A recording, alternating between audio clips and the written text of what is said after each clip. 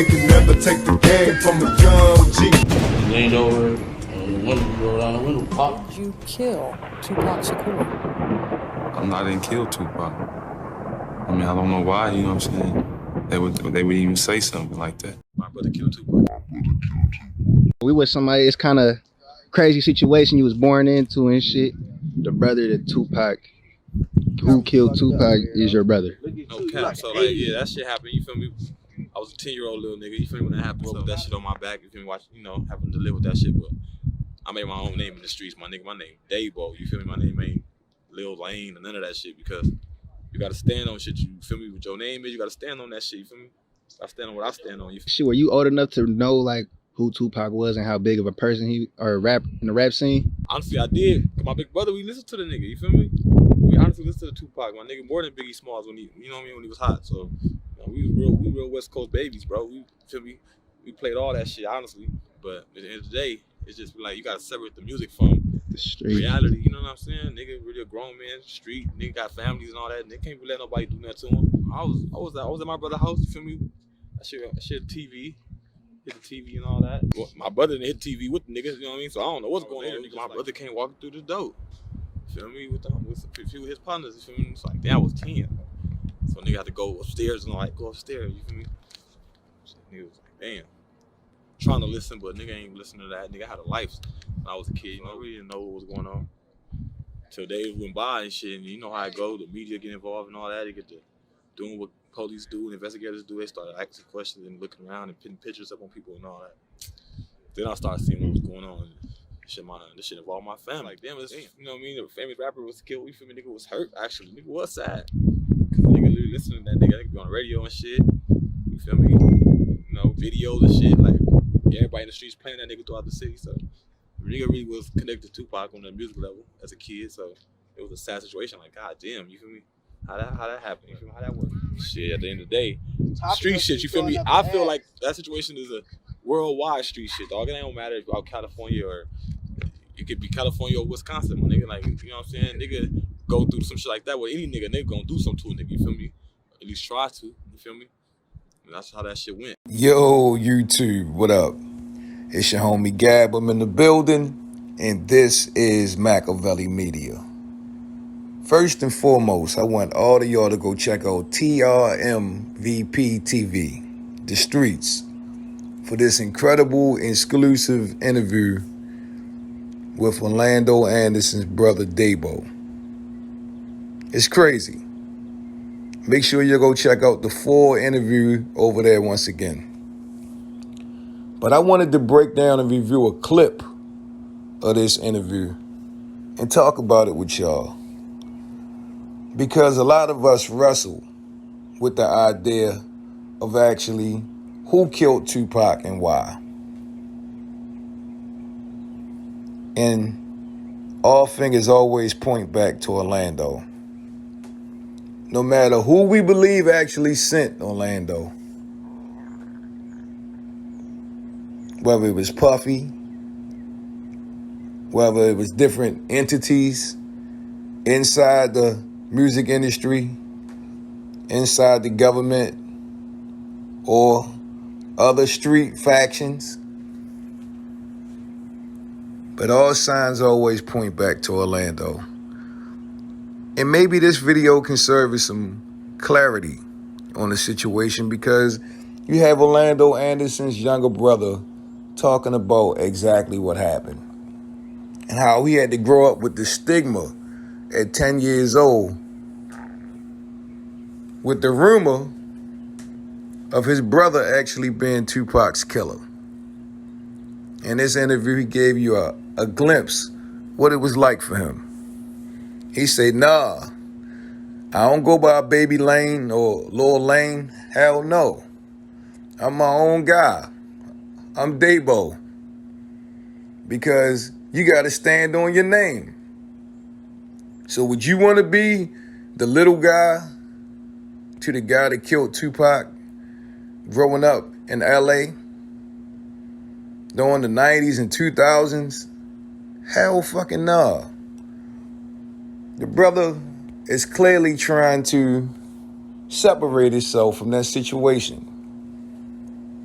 He said he was watching MTV and he saw his brother on the news fighting Tupac. You know, the footage that everybody's seeing all over the world. And then he said Orlando came walking in the house. He was at Orlando's house. He said Orlando came walking in with a few of his partners and they told him to go upstairs. He said he was trying to ear hustle, but he didn't know what was going on. He was 10 years old. He didn't know what was up until the police started coming around the house and asking questions and showing pictures of his family on the news. And then it made sense to him. And as a grown man, it really made sense to him because he's like, yo, I don't care how much you like a dude. You can't just be letting anybody jump on you. Niggas got families and all of that. They ain't fitting to sit there and take another man beating on them. It made sense to him. One of the craziest parts is when he said that him and his brother was fans of Tupac's music. And he said they actually listened to it more than they listened to Biggie Smalls. And it come out later that Orlando and Biggie was friends, most definitely. You know, some of the South said they actually saw Biggie come to the set. They come see Orlando before. Not Puffy, it was Biggie. Orlando was Biggie's man. But like I said, they both said they banged Pac more than they banged Biggie. It was West Coast babies. That's what he said. And the craziest part of the whole thing is when he said Orlando was sad. They was sitting around like, how the fuck did this happen? He said he was sad. But, you know, he said, hey, this type of shit happen all the time. I don't care what city you in. You can't just be jumping on people. Basically, that's what his excuse was. Without playing the entire video and trying to leave some, you know, for the original source, Davo later would say that he is not coming out and validating that his brother killed Tupac. He said no real G is going to do that. But he dropped enough breadcrumbs for you to know exactly what time it is. He gave you some in-depth, personal information on why something like this happened, how something like this happened, from a first-hand point of view. This ain't no speculation from a homeboy. This is Orlando's family. Once again, basically telling you, yes, Baby Lane killed Tupac. And it's wild. You know, I don't care how many times we hear that. Still kind of hard to fathom. Because was it just that simple? They got into a fist fight.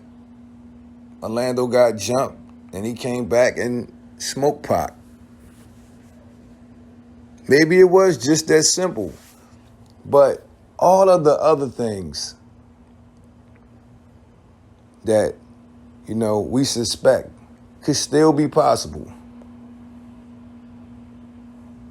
Why was Orlando there? His connection to Bad Boy, Biggie, and Puffy. You know, his incident with Trayvon Lane. and the death row chain. I mean, all of these things are still in the mix. But once again, all fingers point to Orlando Anderson as being Tupac's killer.